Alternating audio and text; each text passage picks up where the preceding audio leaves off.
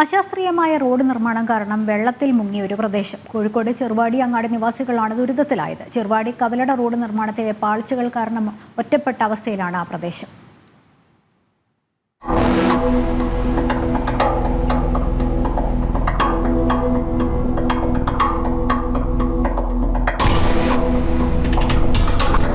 ₹8.75 കോടി ചെലവഴിച്ച് നിർമ്മിക്കുന്ന റോഡിന്റെ അശാസ്ത്രീയതയും മെല്ലെപ്പൊക്കുമാണ് കാലവർഷം എത്തും മുമ്പേ നാടിന് ദുരിതം സമ്മാനിച്ചിരിക്കുന്നത്.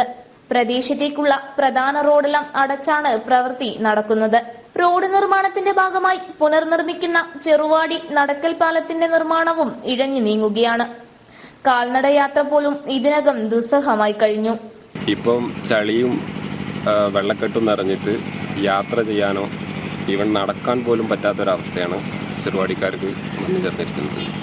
അതിന് പ്രധാന കാരണം ഈ റോഡ് പണി. നല്ല സമയം ഉണ്ടായിരുന്നു, മഴക്കാലമല്ലാത്ത റോഡ് വർക്കെടുക്കാൻ പറ്റിയ നല്ല ടൈം വേസ്റ്റാക്കി. ഇപ്പോഴാണെങ്കിൽ ആ സമയത്ത് ഉൾപ്പെടെ പണി മന്ദഗതിയിലായി, സ്പീഡില്ലാത്തൊരവസ്ഥയിലാണ് ഇതുവരെ കരാറുകാരുടെ പണി ഭാഗത്തുനിന്ന് അനാസ്ഥ വന്നത്.